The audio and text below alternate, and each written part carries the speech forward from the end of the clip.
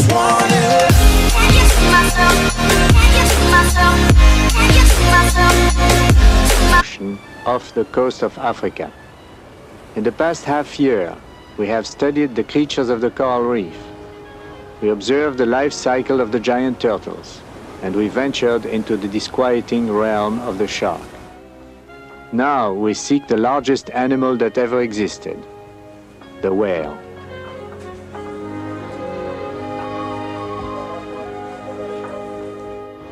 To find whales, sonar devices are still impractical. The only reliable means is the lookout, scanning the horizon for telltale spouts. When whales reach the surface, they exhale, sending 50-foot vapor plumes into the air. The deeper they dive, the higher whales spout when they return. And it's the spout which has always betrayed them to the hunter.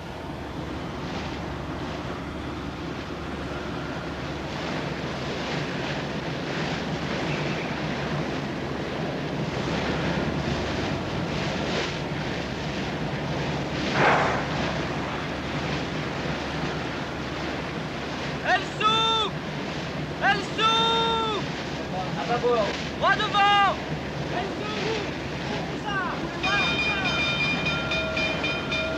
Droit devant! Un peu sur la gauche! C'est un hors-poil! Elle peut faire plus de 20 mètres! Combien il y en a? Un seul! Oui! Ah, c'est sûr! Elle s'ouvre! We know from the size and the characteristic hook-shaped dorsal fin that this is a finback whale. We must react quickly, for the finback stays only a minute or two at the surface. Then it will dive and be lost for as much as 20 minutes. Traveling alone or in groups of 2 or 3, the daily routine of a finback is unknown.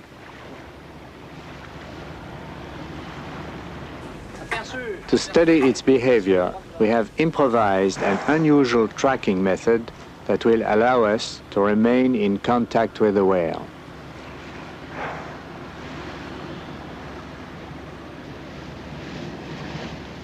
Chief diver Albert Falco becomes Queequeg, the harpooner of Moby Dick. The shaft is long enough to give balance for throwing, but the barb is designed only to hook into the thick blubber, not to injure or kill.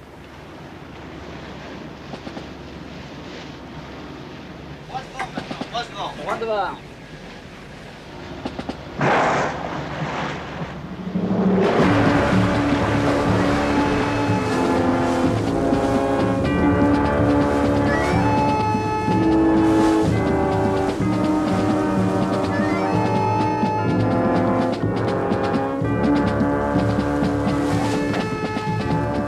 Buoys attached to the harpoon by 1,500 feet of line will reveal the location of the whale while it pursues its secret life 1,000 feet below the surface.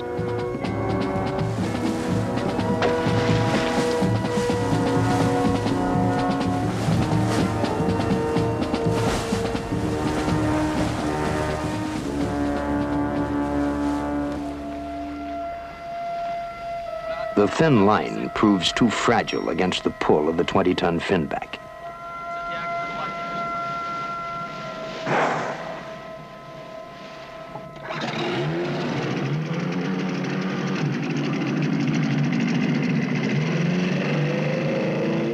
To harpoon the finback again, the speedy Zodiac must be used.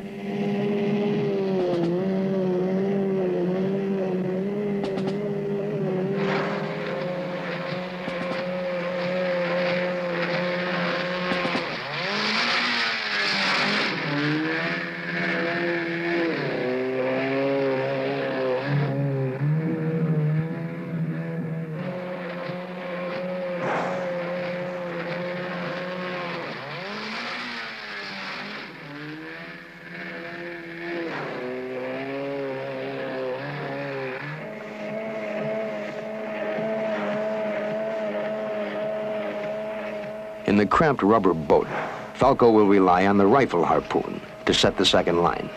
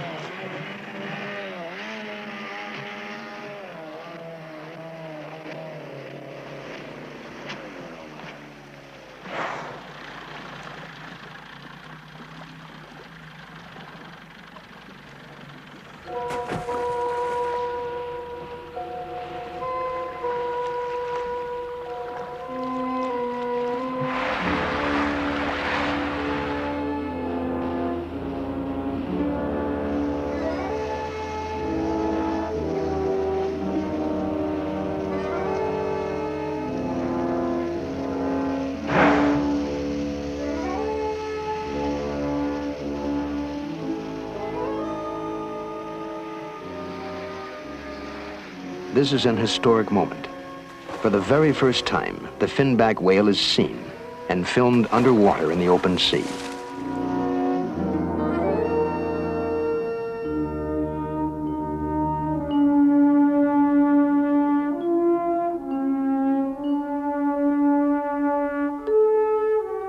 From our boat on the surface, the size and power of the finback frightens us. Suddenly, underwater, our fear changes to awe. Nothing has prepared us for the sight of such enormity, moving with such grace.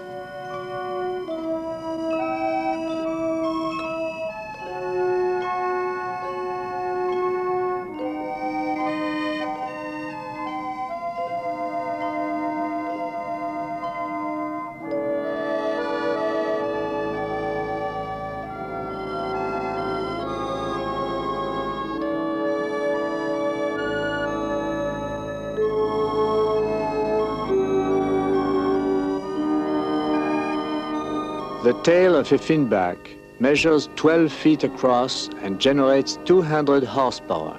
It is also the only defensive weapon he can use against predators, the shark, the killer whale, and even man. We are both mammals, man and the finback. Much of our body physiology operates in the same way.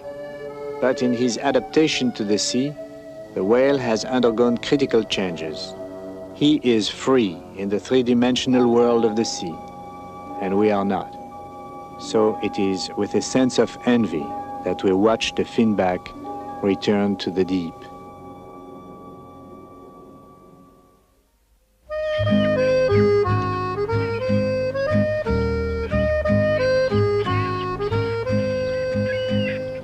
In our search for the whales, Falco and I travel back in time and into the romance and legend of the great beast. We are steeped in that atmosphere at Mystic Seaport in Connecticut, a restored whaling village. Here rests the last surviving wooden whaling ship, the Charles W. Morgan, which made her final voyage in 1921. The men who sailed her helped create the myth of the whale and the terrifying tales they brought back from the sea. In the words of Starbuck, chief mate of Captain Ahab's ship, "I will have no man in my boat who does not fear a whale." They sought the sperm whale, rich in oil, big, fast, and strong. Once spotted, the longboats would give chase. Often they would track the whale for hours. 6 men, in a boat 28 feet long, pursuing a whale weighing 40 tons and measuring 50 feet or more.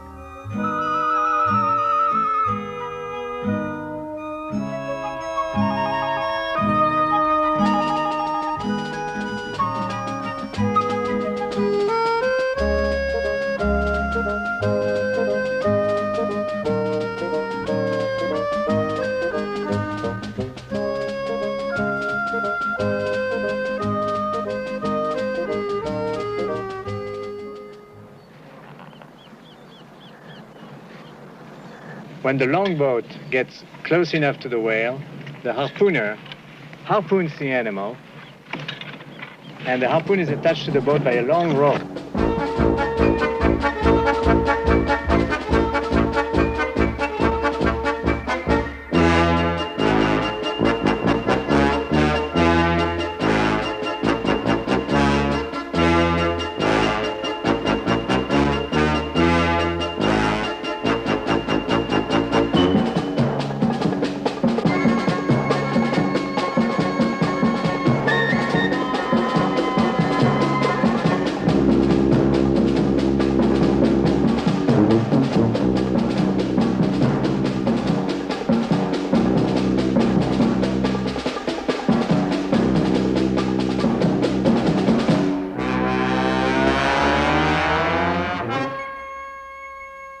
Then, later on, the whale is killed with a lance.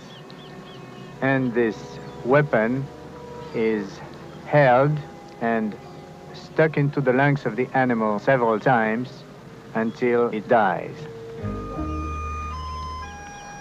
The dead whale was towed to the boat and attached alongside And men with his tools began cutting in like this, yes, in order to detach large pieces of blubber.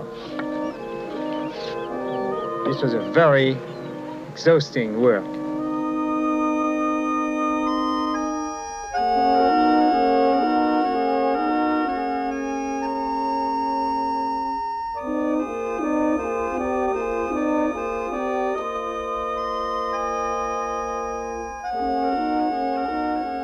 The head of the sperm whale contained a very special treasure, several barrels of pure oil.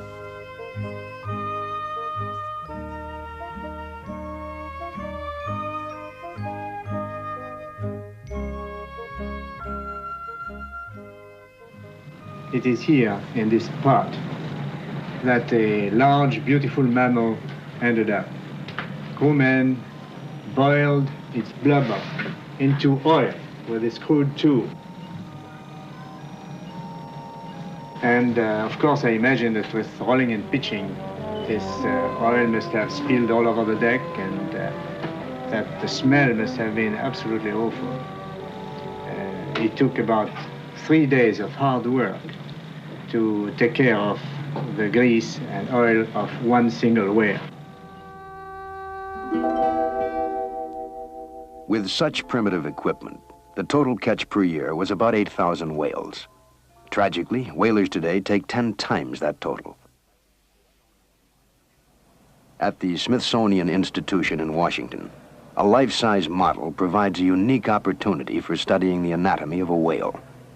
Here, frozen for eternity in painted plastic, it hints at its awesome secrets. Yes, Weber, it's the largest animal that ever lived, a blue whale. This model represents a blue whale, 92 feet long and weighing probably 135 tons. Whales actually were probably land mammals about 30 million years ago. And they have adapted a beautiful way to the aquatic environment. His eyes, for example, are relatively small and his vision poor, but his hearing is very accurate. His forelegs became flippers, and as his body streamlined, his hind legs disappeared. Now his powerful tail takes up a full 1/3 of his length. This creature lives mainly on tiny shrimps. Opening a wide mouth and inflating his elastic frills, he takes in tons of water, then pushes it out through these strainers of whalebone, which retain the shrimp. There are over 50 varieties of whales. Most of the large ones, the baleen whales, have whale bones instead of teeth. The sperm whales and the killer whales, on the contrary, have powerful teeth. They could, if they ever wish to do so, attack and even eat a man.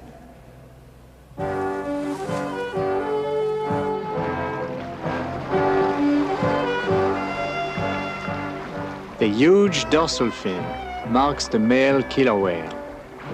The largest male is the leader of a family group that lives and hunts the sea together.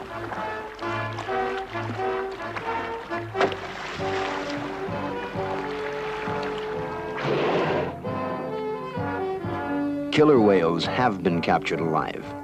To study one at close range, Falco travels to Marine World in California, where he meets director Brad Baru and a 20-foot female killer whale named Clyde.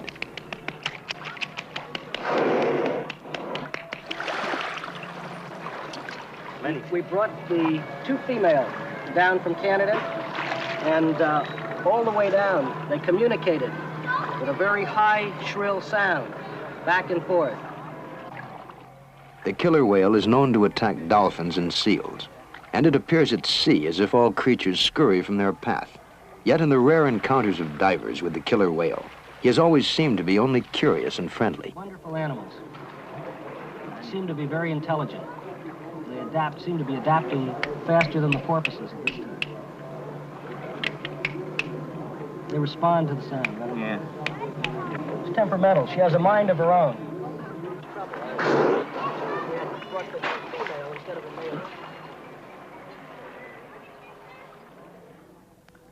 It has been reported that when one killer whale is captured, the others stay nearby and keep up a dramatic conversation. This sound has been recorded, and we play it back in the tank to observe Clyde's reaction.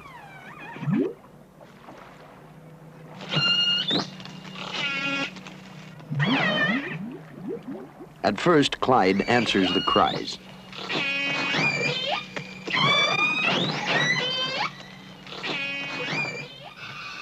Clyde is still too new to captivity to trust completely. Falco enters the tank gingerly, unsure himself in a sea only 40 feet across. When the sound is switched off, Clyde turns away.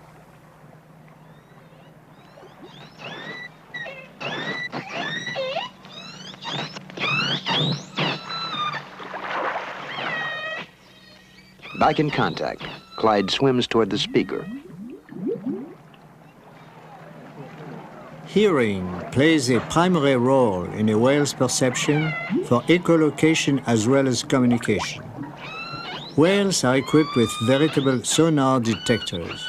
They receive signals not only through their tiny ears, but also through their entire skull structure, and perhaps along their bodies as well.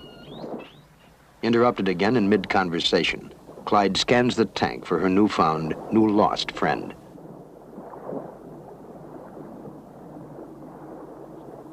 One day, we may be able to understand this squeaky language, but for the moment, it's enough to know they speak and understand.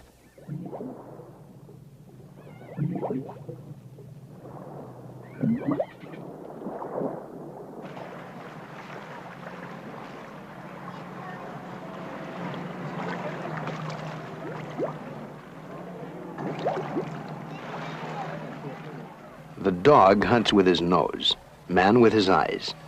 The killer whale uses sound. The facility has developed because he lives in a world of limited visibility, where smell does not carry, but where sounds travel great distances.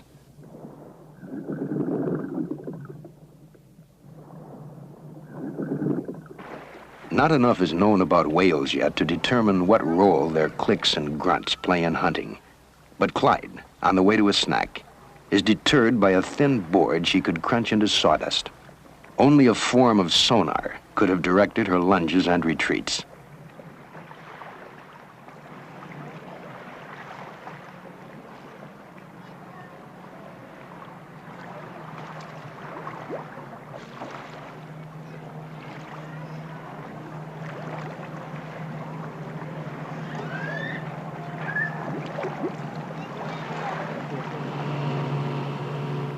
Falco thinks the high-pitched sound of a small motorboat interferes in some way with the communications apparatus of whales, like jamming a radio signal.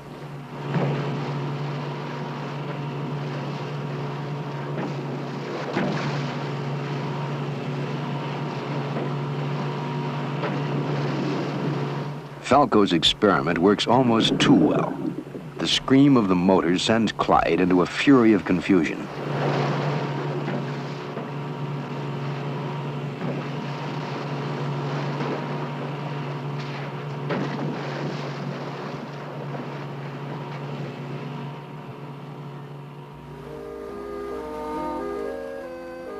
May 20th, near the Maldive Islands. Floating on the surface, we have discovered a piece of giant squid, a deep living creature. The squid is common game for the sperm whale. The backs of the whales are often scarred by the horny beaks of the squid and by the suction cups of its tentacles. What we have found is the debris of battle. This section measures 2 feet, and we estimate the squid must have been about 8 feet long. Now we know the sperm cannot be far off.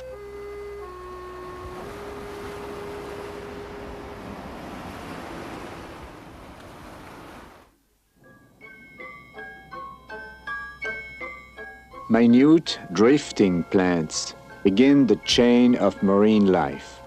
Small creatures feed on this watery meadow. They are prey for larger creatures, who in turn become a part of the food chain that reaches the largest squid at 3,000 feet. It is to feed on squid that the sperm whale developed his remarkable capacity for deep dives. The search is underway for sperm whales in the area where the piece of squid was discovered.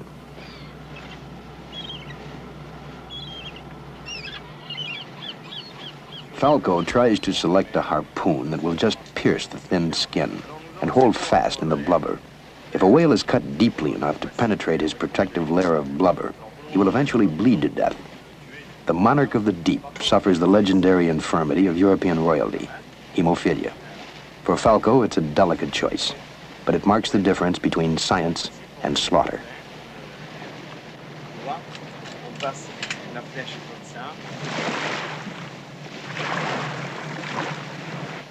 This time it's Dumas who raises the first whale. By the angle of its spout blowing from the left, he knows it's a sperm. Elle s'ouvre! Droit devant! Elle oblique sur la gauche!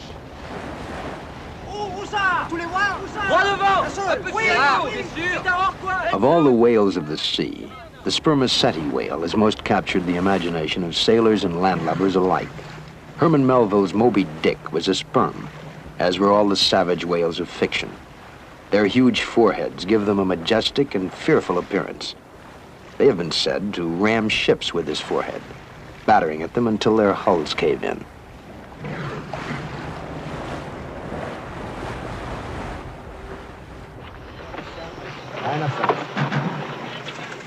To find the whale is tricky.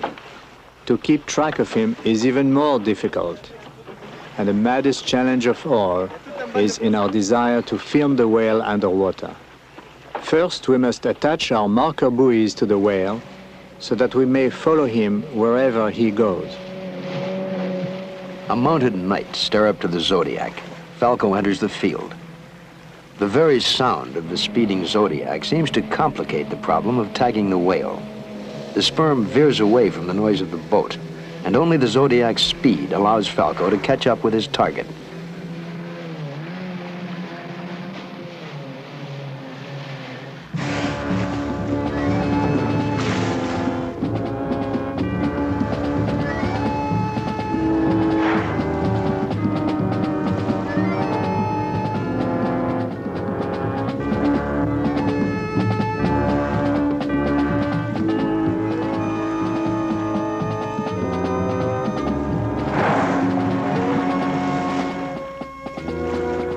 The first step is accomplished. Our bouchon de champagne, our champagne cork, follows behind the whale, securely attached to his back. For night tracking, a suitable target for Calypso's radar is needed. Aluminum foil supplies partial solution. It'll be hung in the sky above the whale. The finishing touch is a kite-toon, part kite, part balloon. Trailing a 75-foot aluminum foiled tail, it'll be attached to the buoy, attached to the whale.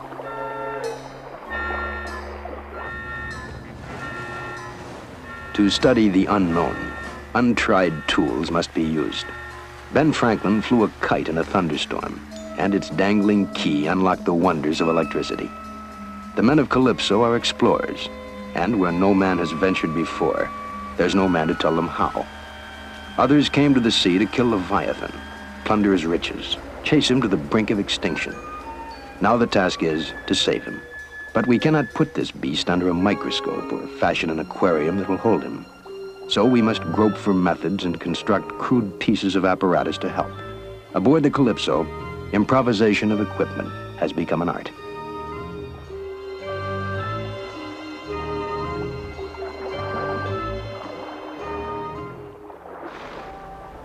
The sperm whale migrates at the surface, but feeds in the depths.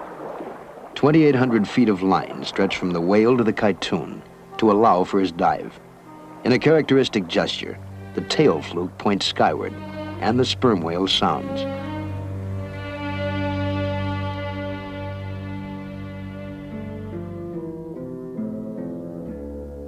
The whale's descent is vertical, carrying with him line, buoy, and finally snapping the cord of the buoyant Kytoon.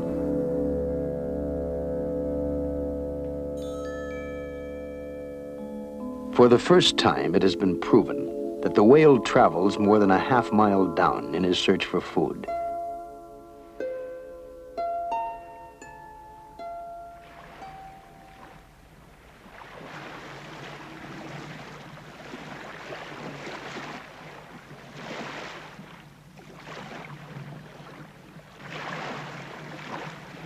May 20th, 5 p.m. An hour after losing the Kytoon, the rest of the whale herd surfaces. Whalers believe that sperms, like other toothed whales, travel in groups, usually one male and a herd of females. When a young male challenges the bull of a family group and wins, he takes over the harem, and the defeated bull goes off to roam the seas alone and find a solitary death. Old whalers call them emperors. For the moment, the quiet throb of Calypso's engines does not disturb the whales. Trailing the herd allows a unique opportunity for filming them from the undersea observation chamber in the bow.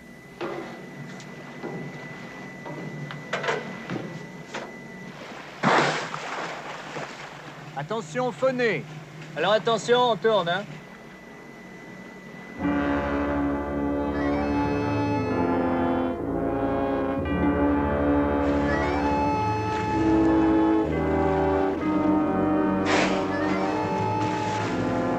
Attention phoné, attention phoné.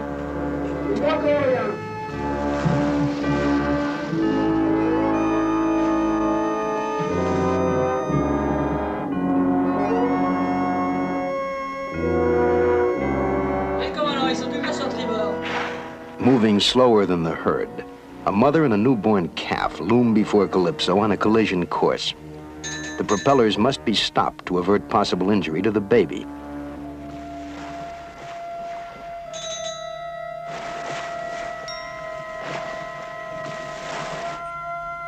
Oui, mais on approche des baleines. Attendez. Non, je les vois pas encore.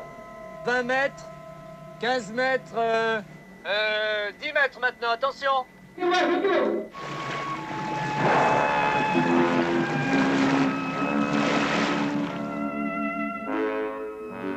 The baby whale, born tail first, must immediately be pushed to the surface to breathe, or he'll drown.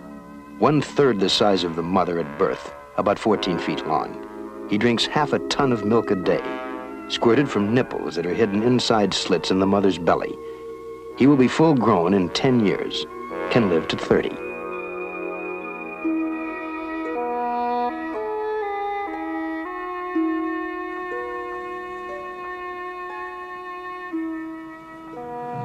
This is where Calypso lost the large sperm whale and the Kytoon. 2 miles further west is the pack, 11 sperm whales. And now we went northeast and met a mother and baby. And we must try to attach a marker to the baby. Allô, Zodiac. Allô, Baby Zodiac. whales do not dive deeply. We often see them waiting at the surface for the mothers to return from feeding. Only when they grow and strengthen will they be taught to sound. The noise of the Zodiac frightens the baby. As the boat cuts in front of him, he hesitates, and Falco is able to place his short barb.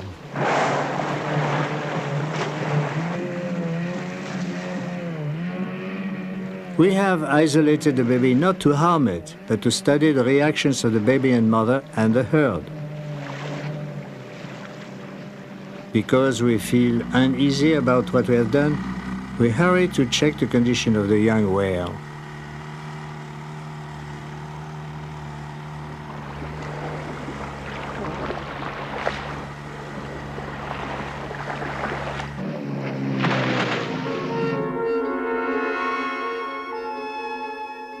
The baby has tangled the line around his tail, but appears to be unhurt.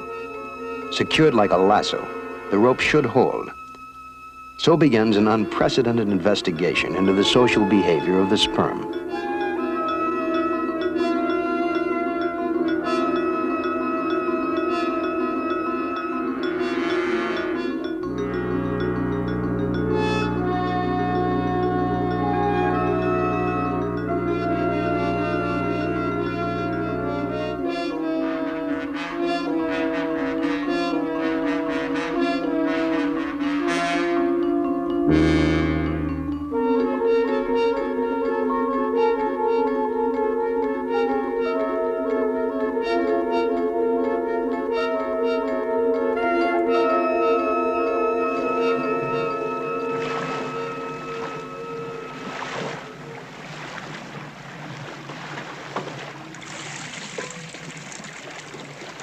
We're now a little further north, and we have been successful attaching a kytoon to the baby.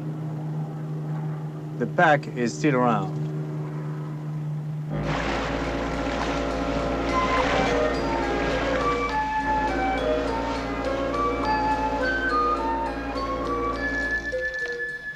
The Calypso raises signals to warn other ships that she is on track and not free to veer from her course.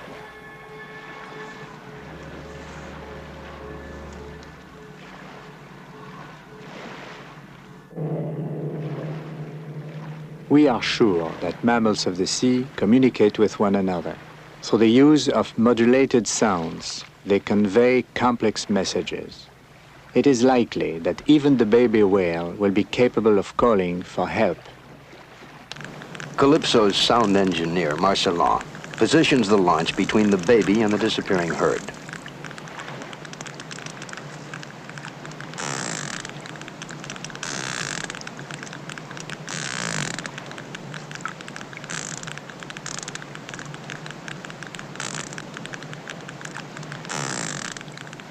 The hydrophone records two sounds. The constant clicking is the sonar beeps of the baby. The growl is his voice, his cry perhaps.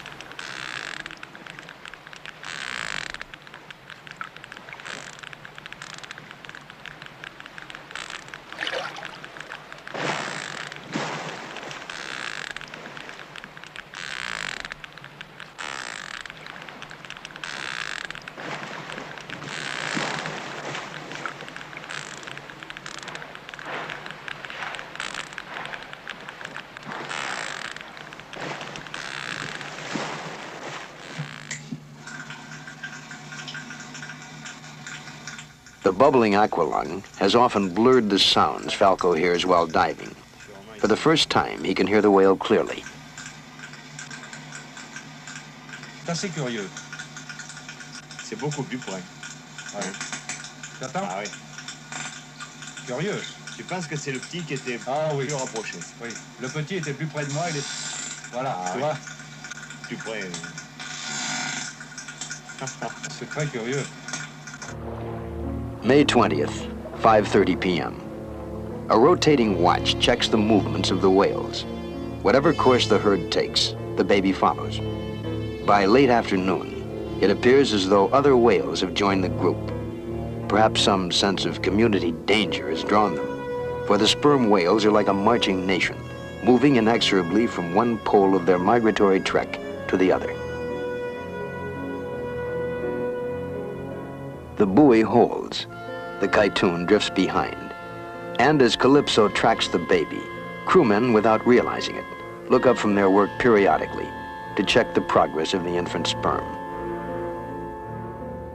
The experience today has given me the basis of an intriguing theory. Apparently, in the oil-filled head of the creature lies the key to its success. The monstrous head appears to be an ultra-directional transducer of sound. This extraordinary sensitivity enables him to hunt in the darkness of the deep. Qu'est-ce que tu sais comme chanson? Je sais rien alors.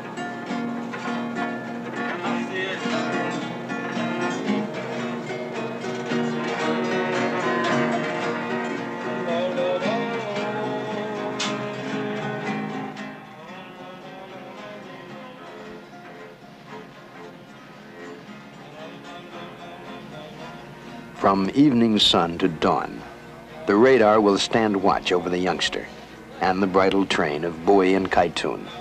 In a very few hours, he has come to be more than simply the subject of an important study.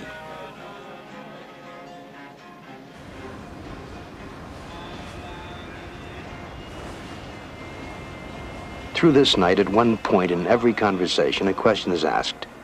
Est-ce qu'il est encore là? Is it still there?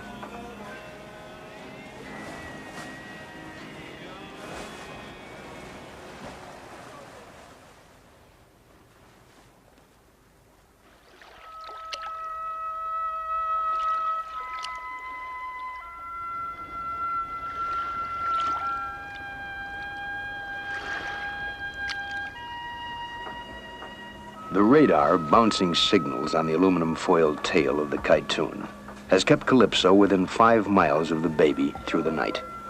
The first entry in the logbook of Calypso for May 21st reads, Oui, il est là. Yes, it is still there.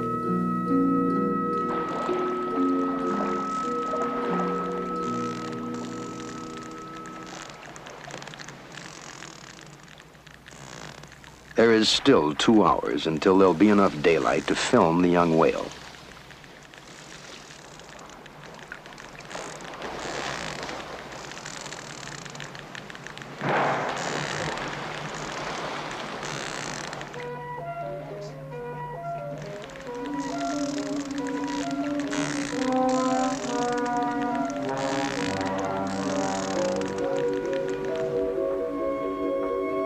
The constant chatter of the baby and the answers of the herd have reverberated through the sea. The morning lookouts report there are spouts on the horizon for 360 degrees around the ship. A few of the larger whales begin dropping back from the herd, and the intensity of the baby's cries increases. Old whalers claim to have seen one whale rescue another by pulling the harpoon free with their teeth. The mother cradles the baby in the way of whales, chattering her special sounds. It bends the imagination to consider that her sounds are instructions.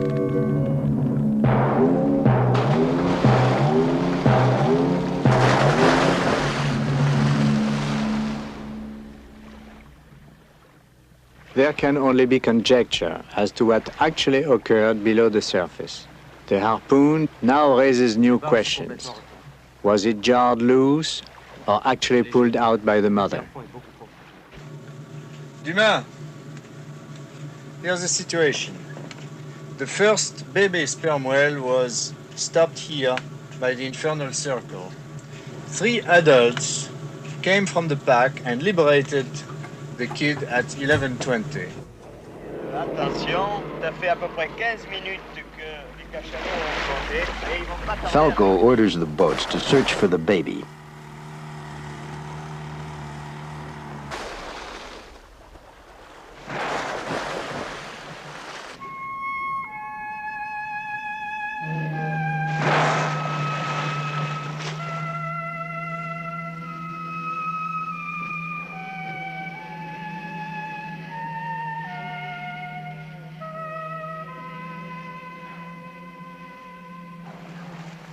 The baby, confused and frightened, ceases movement.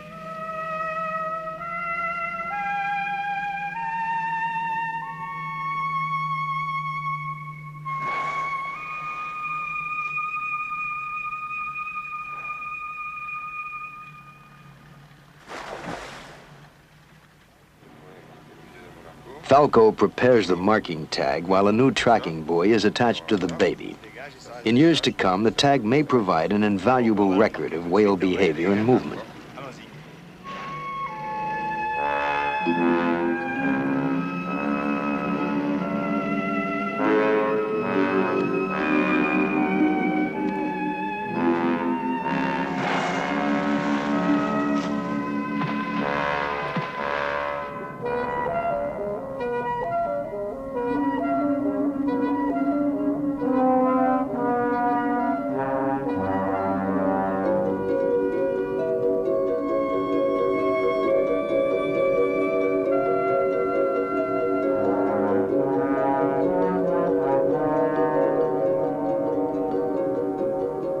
He's only a baby, yet he's 10 times the weight of a man.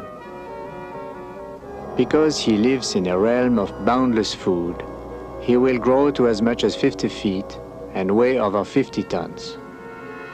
In this manner, the entire species has thrived amid the plenty of the sea. In all likelihood, they will continue to grow larger and still larger through ages to come.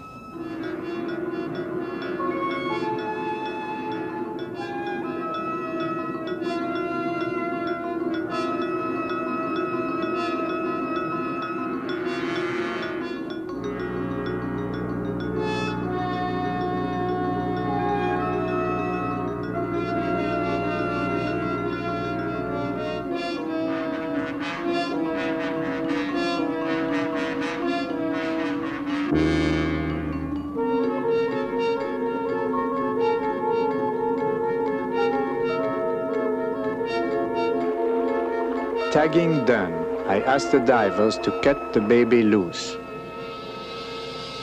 We dare not tamper longer with this marvelous child. He has served briefly to increase our knowledge, to excite our imagination in a way that few creatures have ever done. And now he must return to the mother, the herd, and to the nation that prowls the sea. Bonne chance.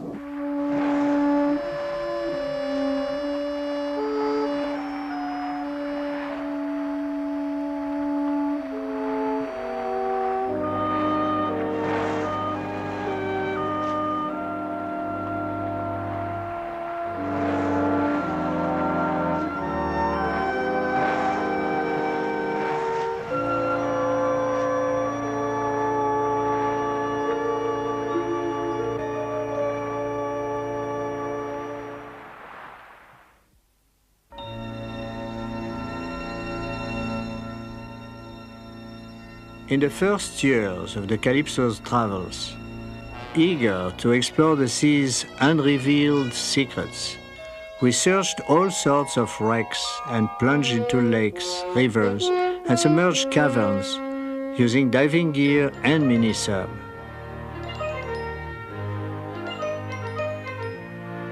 We made friends with a wide variety of creatures, but always felt a special kinship to the aquatic mammals like dolphins, seals, and sea lions. Our amazement has never ebbed, and today we are as curious as ever to continue rediscovering the world with our new friends.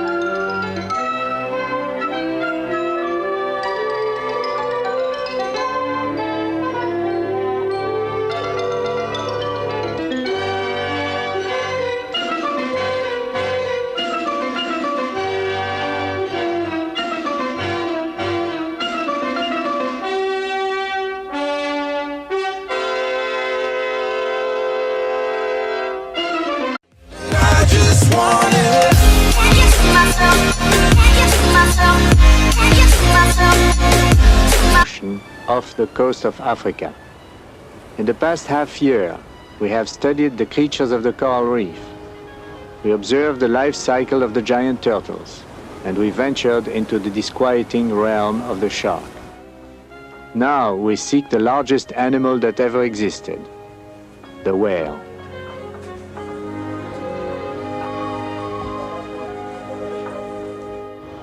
To find whales, sonar devices are still impractical.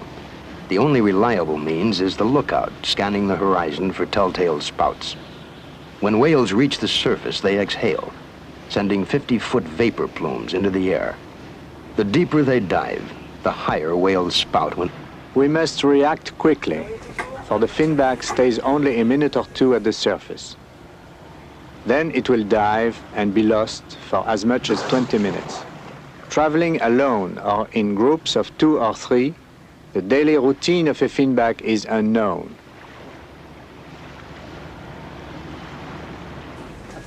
To study its behavior, we have improvised an unusual tracking method that will allow us to remain in contact with the whale.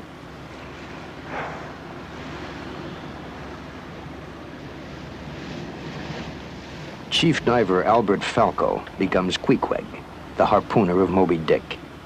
The shaft is long enough to give balance for throwing, but the barb is designed only to hook into the thick blubber, not to injure or kill.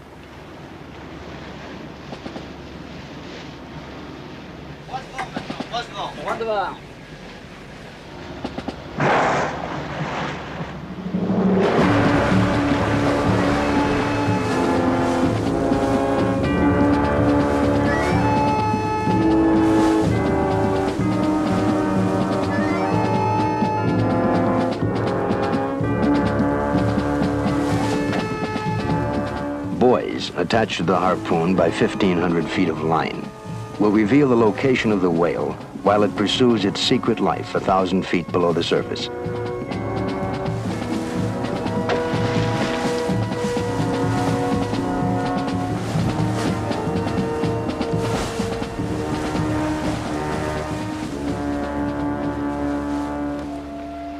They return, and it's the spout which has always betrayed them to the hunter.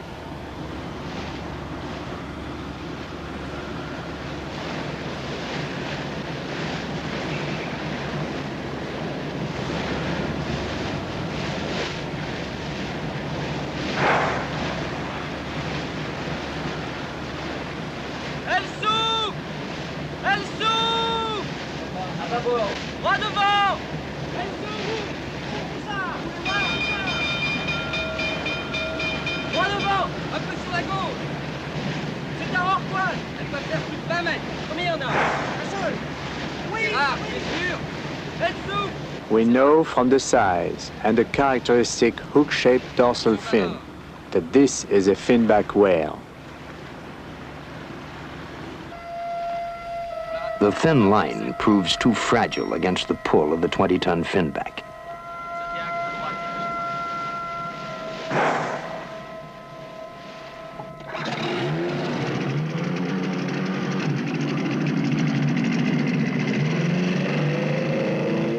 To harpoon the finback again, the speedy Zodiac must be used.